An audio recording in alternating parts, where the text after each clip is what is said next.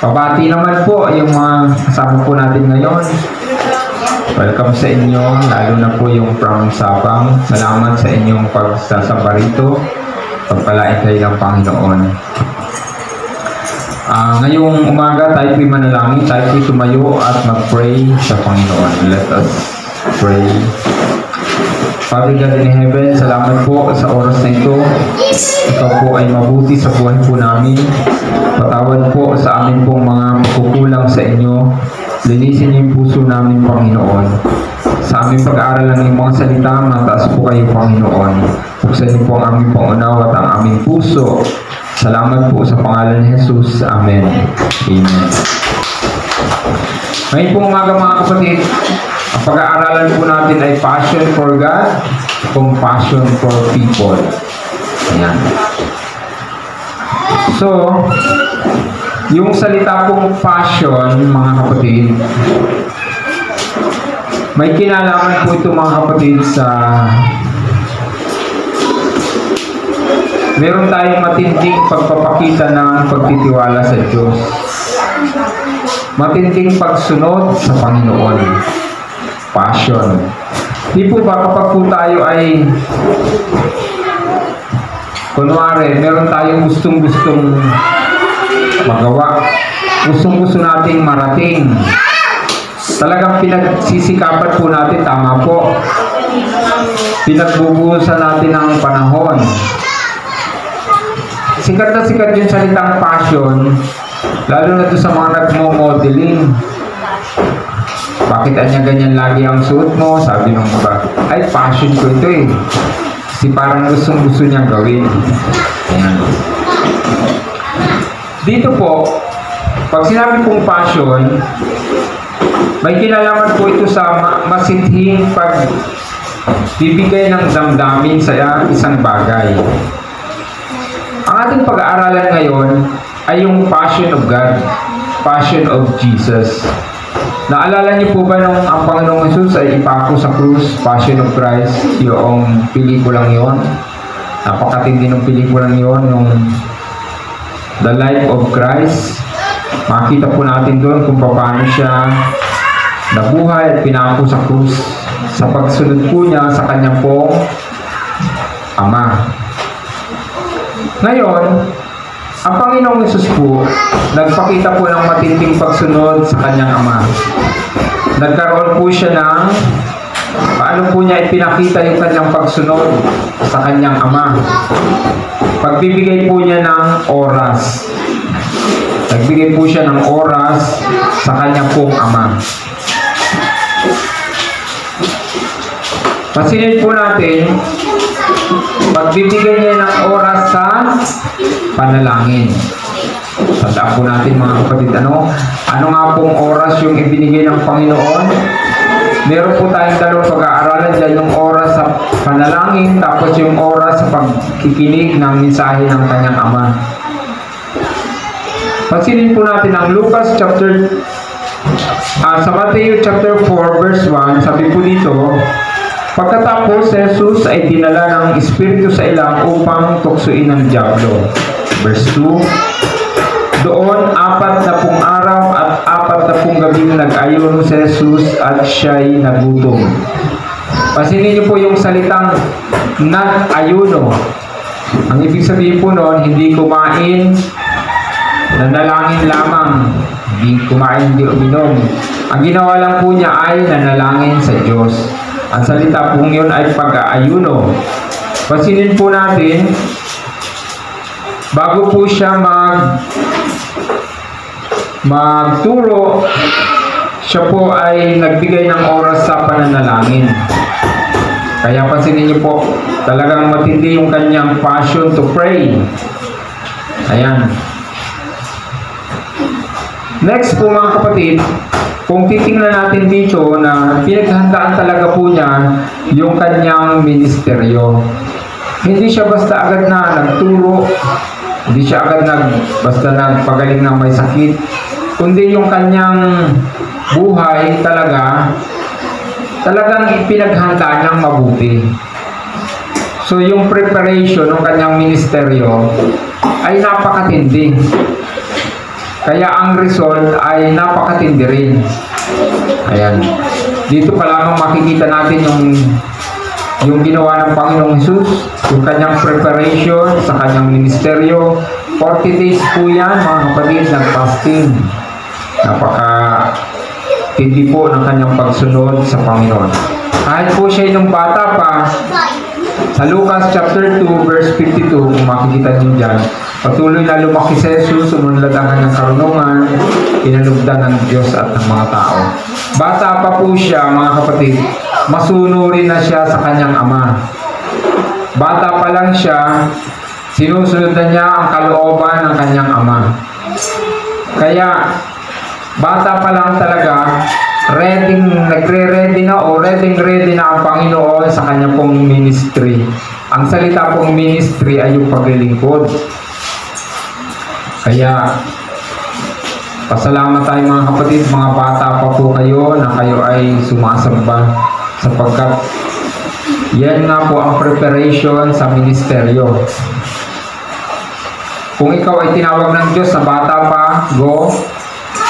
Pero kung tinawag ka ng Diyos ay medyo may edad na, yan ang pasimula ng iyong ministeryo. Next po mga kapatid, sa Lucas chapter 3 verse 21, nabautismuhan na noon ang lahat ng tao, gayon din si Jesus. Nang siya'y manalangin, nabuksan ang langit at bumaba sa kanyang Espiritu Santo sa anyong kalapati. At isang tinig mula sa langit ang nagsabi, "Ikaw ang minamahal kong anak, lubos kita pinalulugdan." After po ng kanyang bautism, yung salitang bautismo, ito po ay ginanap ng Panginoong Hesus. Hindi po applicable sa kanya yung pagsisisi ng kasalanan. Ang ibig sabihin, kaya niya yung ginawa, sabi doon, hayaan itong mangyari sapagkat ito'y magbigay ng example sa mga tao. Yan. Kaya, yung kanyang bautismo, pagpapakita ito mga kapatid, ng commitment niya sa ministeryo. Nung siya'y mabautismohan, ang ibig sabihin nun, ano na siya? Talagang ito na yung simula ng kanyang pagbabahagi ng salita ng Diyos. So, yung bautismo mga kapatid, ito yung inilulubog ka sa tubig. Ang ibig sabihin nun, ang bautismo ay kumakatawan sa tayo ay kasamang nalibing at nabuhay na mag-uli. Yun ang meaning niyan. Tayo ay kasamang ginaganap natin yung ginanap ng Panginoon. Siya ay namatay sa krus at muling nabuhay. Kumuha katawan nyo na kapag napailalim ka sa tubig, ikaw ay kumakatawan sa nalibing, tapos nagbangon ka, ikaw ngayon ay nabuhay na mag-uli. Literally. Ibig sabihin ng literal, hindi yun yung katulad nating mamamatay muna, paglalamayan, hindi ganon. Kundi yun ay symbolic. Alam niyo po yung salitang symbolic. Sumisimbolo. Ayan. Kaya, ang meaning ng bautismo sa atin naman, ay tayo ay pagsisisi ng kasalanan. Nagsisisi tayo ng kasalanan sa Panginoon at tayo ay nagbibigay ng bagong buhay sa Panginoon. Hindi po ito talaga naunawaan ng maraming, kaya maraming ayaw magpabautismo. Kasi ang sabi, ay member na kami niyang relihiyong yan, member na kami ng born again na yan. So hindi nila naintindihan na ang meaning ng bautismo ay pagsunod mo sa Panginoon, na pinapahayag mo sa Panginoon na ikaw ay kasamang nalibing ng Panginoong Hesus. Hindi ibig sabihin ikaw ay nalibing sa lupa. Symbolic yun mga kapatid. Sumisimbolo. Kaya, after po ng kanyang bautism, mga kapatid, siya po'y nanalangin. At bumaba po sa kanyang Espiritu Santo sa anyong kalapati. Hindi po kalapati ang bumaba. Ano po? Ang meaning, anyong kalapati kasi gentle, dahan-dahang dumating sa kanya. Dahan-dahan. So, pansinin po natin, bago siya mag-ministeryo, siya po ay nagugol ng panalangin. After po siya mag-commit na magturo, siya po ay nanalangin. Next, dito po sa Lucas chapter 22, 31 verse 32, ang sabi rito, Simon, Simon, makinig ka, hiniling ni Satanas at ipinahintulot naman sa kanya na kayong lahat ay subukin.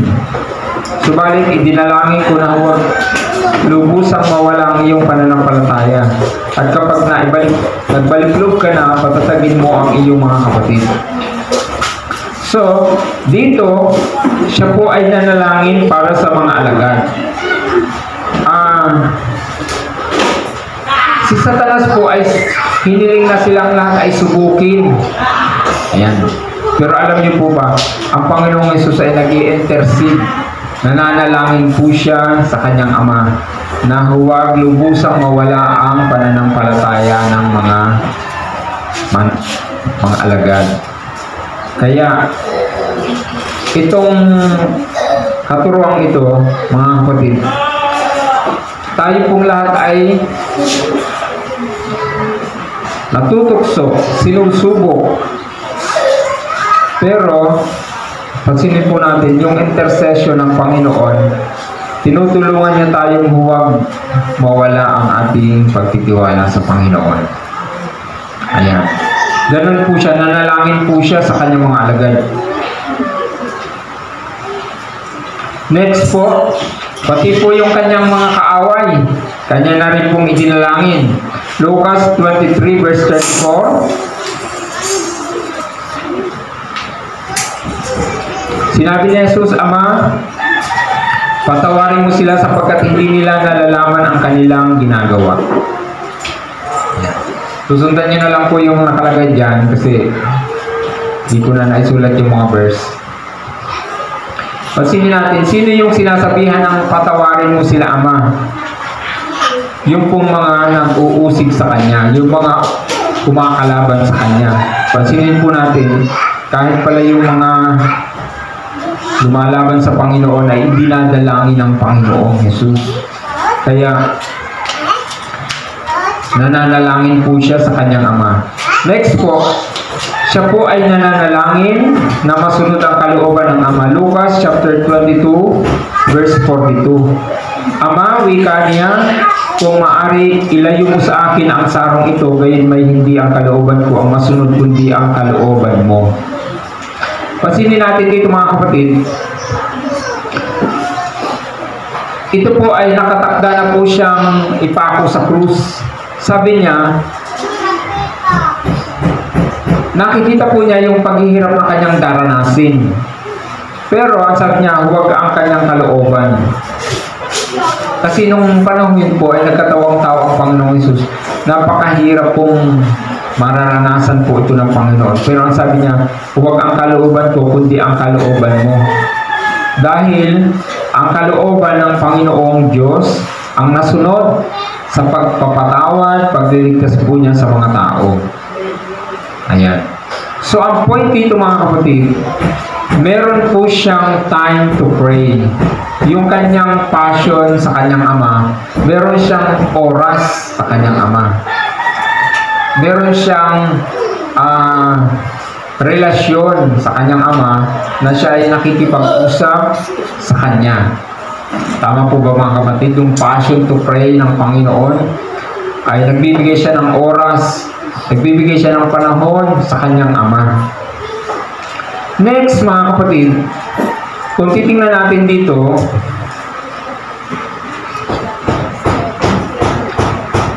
meron po siyang oras para pakinggan yung mga itinuturo ng kanyang Ama. Yan. Sabi po ng 1 chapter 8 verse 26, pabaliktad na daw po. Marami akong masasabi at maihahatid sa inyo, Ngunit totoo ang sinasabi noong nagsugo sa akin, at ang narinig ko sa kanya ang ipinapahayag ko sa sanlibutan. Pansinin niyo po, sabi ng Panginoong Hesus, yung narinig ko sa Ama, ang tinuturo ko sa inyo. Ibig sabihin, nananalangin si Jesus, tapos nakikinig siya sa kanyang Ama. Ayan.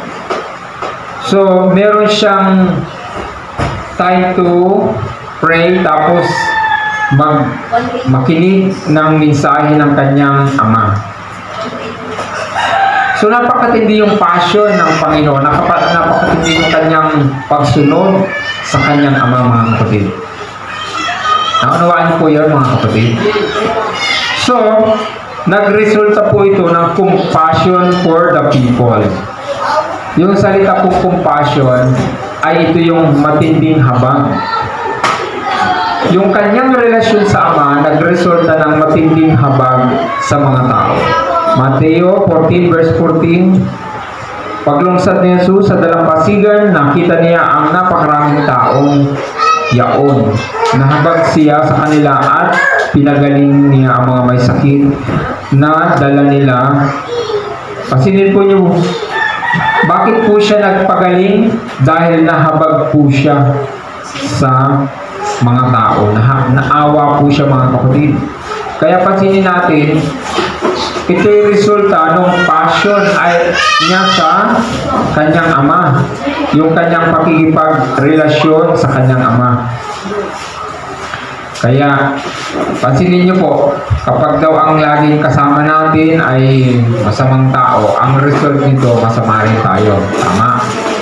Pag ang laging kasama natin ay negatibong tao, ang resulta nito, negatibo tayo. Pag ang laging kasama-sama natin ay palaaway na rin tayo. Nahahawahan. Tama po. So, dahil ang kasama-sama ng anak ay ang kanyang Ama na Diyos, ang mapagmahal na Ama, ang mapagpatawad na Ama, ang mahabaging Ama, nagkaroon po ng matinding habag ang anak na si Jesus sa mga tao. Pinagaling po niya yung mga may sakit. Yan. Next po, mga kapatid, sabi dito sa Matthew chapter 9, verse 35, nilibot ni Jesus ang bayan, mga bayan at nayon, at nagturo sa mga sinagoga, ipinangaral niya ang mabuting balita tungkol sa paghahari ng Diyos. At pinagaling ang mga may sakit, anuman ang kanilang karamdaman. Nang makita niya ang napakaraming tao, nahabag siya sa kanila sapagkat sila'y lito at lupaypay, parang mga tupang walang pastol. Kaya sinabi niya sa kanyang mga alagad, sagana ang anihin, ngunit kakaunti ang mag-aani. Ikalangin ninyo sa may-ari ng aanihin na magpadala siya ng mga manggagawa sa kanyang aanihin. Pansinin niyo po dito, nahabag po ang Panginoon sa mga tao. Ano pong ginawa niya? Tinuruan niya ng salita ng Diyos, mabuting balita. Ang mabuting balita po, mga kapatid, ay tungkol po sa pagpapatawad ng Diyos, pag-ibig ng Diyos, sa pagliligtas ng Diyos sa atin. Ang masamang balita, ang tao po'y makasalanan at mapaparusahan sa impyerno. Pero ang mabuting balita, ito ay tungkol sa kamatayan ng Panginoong Hesus at muling pagkabuhay. At yung pagpapatawad ng Panginoon, yan po yung mabuting balita. Itinuro po yun ng Panginoong Hesus sa mga tao dahil po sa compassion, matinding habag. So, ipinangaral ang mabuting balita sa paghahari ng Diyos. Next po, pinagaling ang mga may sakit. Tapos, tinuruan niya yung kanyang mga alagad. O, nakikita niya yan, yung mga taong yan, mga lupaypay, mga para silang walang pastol, para silang walang patutunguhan. Nag-challenge siya sa atin. Lalo na po dun sa mga mananampalataya noon, mag-pray kayo ng mga tagapagturo para merong magtuturo. Ayan. So, pansinin po natin dito yung compassion for the people. Nagkaroon po siya ng habag sa mga tao. Naunawaan niyo po yung ating pinag-aralan, mga kapatid.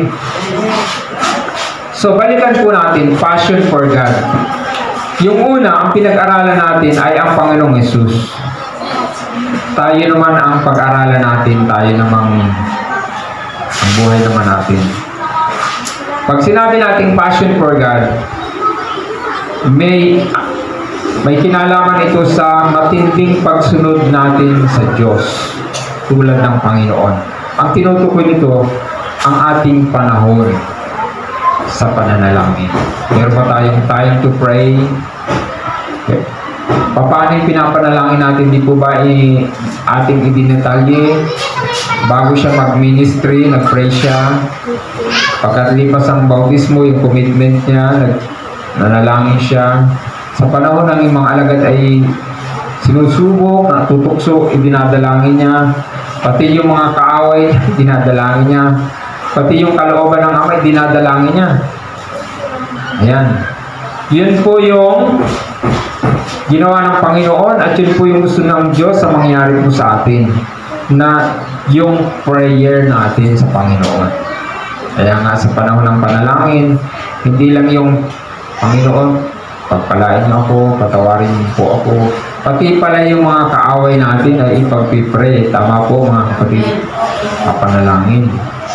Sabi nga ng Panginoon, ipanalangin silang pagpalain, huwag sumpain.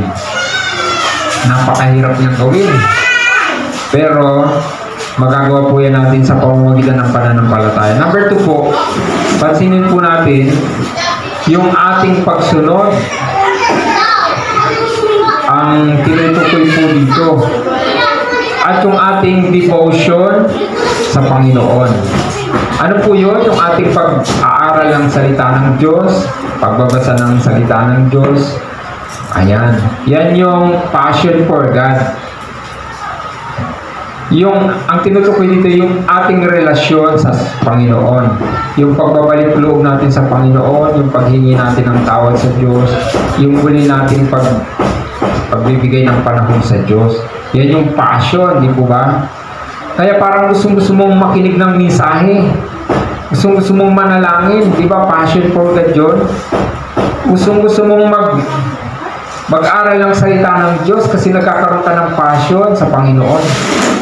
Pero pag gusto mong kunwari ay gumawa ng masama, ay passion sa kasamaan yun.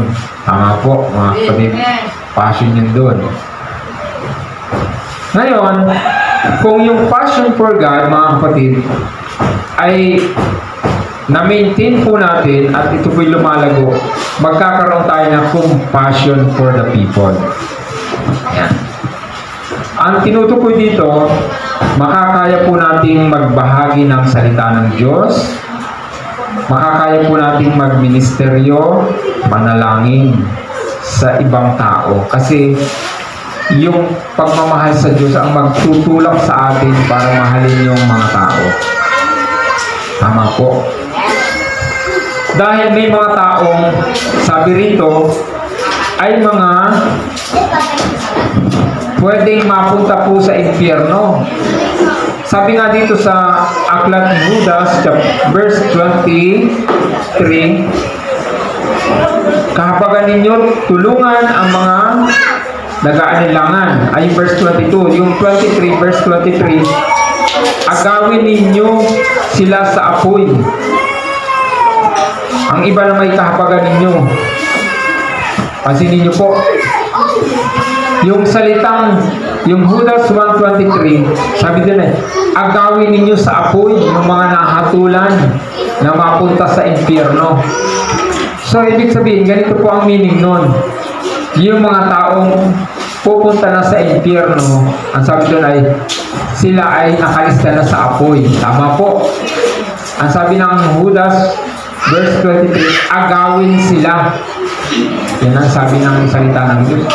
Napakatindi nito mga kapatid, talagang meaning nito, lahat ng kaparaanan ay gagawin basta madala lang sila sa Panginoon. Dahil kung mananatili sila doon sa kasalanang yon, tuloy-tuloy sila sa impyerno. Yan. Kaya, sabi rito, agawin sila sa apoy.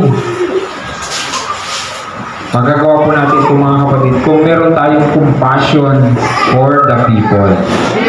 Matinding habag sa Panginoon. At matinding pagkahabag sa mga tao. Ayan. Naunawaan niyo po yung pinag-aralan po natin mga kapatid. Ang tanong dito, kumusta naman daw po ang ating passion for God? Kumusta naman po ang ating buhay sa Panginoon? Nakita niyo po ba yung mga tanong kong nilagay dyan? Kumusta naman po ang ating panahon sa nagnanais pa ba tayong makapagbahagi ng salita ng Diyos? Nagnanais pa tayong makatulong sa mga tao na pupunta na sa impyerno, sila ay mapabalik sa Panginoon? O ay bahala na kayo dyan, bahala na kayo, kayo ay matatanda na. Di po ba ganun yung ating katwiran dati? Lalo na pag may hirap makinig, ay bahala yan, mga matatanda na yan. Hindi pala po yun yung tamang katwiran, kasi sabi dyan, agawin sila sa apoy. Ayan. Lahat na po ng kaparaanan ay gawin para sila'y madala sa Panginoon. Ayan. Pero kung hindi talaga nagbalik sa Panginoon, lahat na ng kaparaanan, ayan. Yan po, ang Diyos na po ang hahatol sa taong yun. Ang mahalaga po, ginawa po natin yung ating paraan. Yan. Kaya, kumusta na daw po ang ating pong passion sa Panginoon? Tayo po ba ay galak na galak palaging sasamba? Excited ka bang sasamba? Excited ka bang manalangin? Excited ka bang magbasa ng Bible? Excited ka bang magturo para sa Panginoon? Kahabagan yung mga tao. Pag wala po yung ganung excited, wala po tayong passion for God, wala po tayong compassion for the people. Parang sarili lang po ang ating naiisip. Kaya yun po mga kapatid, hope and pray, magkaroon po tayo ng passion sa Panginoon at compassion sa mga tao. Tumayo po tayo, manalangin po tayo. Mga kapatid, let us pray. Pray po tayo. Salamat po Panginoon sa pinag-aralan po namin, passion for God. Lord, we pray Panginoon, likhaan mo kami ng mga ganong damdamin, matinding pagmamahal po sa inyo. Kahit po kami may dumaran sa mga pagsubok, mga tukso, tulungan niyo kami Panginoon. Patuloy na ikaw ay mahalin, Panginoon. Tulad ng iyong sabi, 1:14 verse 15, kung iniibig ninyo ako, tutuparin niyo ang mga utos ko. Tulungan niyo kaming masunod po ito. Kahit po sa kabila na may mga trials, pagsubok, Panginoon. Buksan niyo po ang aming pangunawa po dito. At loobin niyo po na hindi lang ang aming sarili, ang aming pinahahalagahan. Hindi lang ang aming pamilya. Magkaroon kami ng compassion sa mga tao, Panginoon. Salamat po, Panginoon. Patawad po sa aming mga pagkakasala sa inyo. Patawad po sa aming mga pagkukulang po sa inyo. Salamat po sa bawat isa, Panginoon. Pagpalaan niyo po ang mga kapatid namin ito ngayong umaga, Panginoon. Ingatan niyo po sila, Panginoon. Bigyan niyo po ng kalakasan espiritual. Salamat po. Nawa, Panginoon, ang kalakasan, pagkaloob niyo po sa amin, ang kagalingan, Panginoon, sa aming mga kapatid. We pray, Panginoon, ang si Ate Pini, Panginoon, na siya po nasa ospital. We pray, Lord, na siya po pagalingin naman ng Panginoon. At we pray, Panginoon, na pagkaloob mo na po sa kanya, yung kanyang request na may tumulong sa kanila, Panginoon. Salamat po, pagpalain mo sila, O Diyos. Pagpalain niyo rin po, Panginoon, yung mga taga rito po sa Sula, taga Sabang Labo. We pray, Panginoon, ng bawat isa. pagpalain nawa ng Diyos. Ito po ang aming kahilingan sa pangalan ni Jesus. Amen.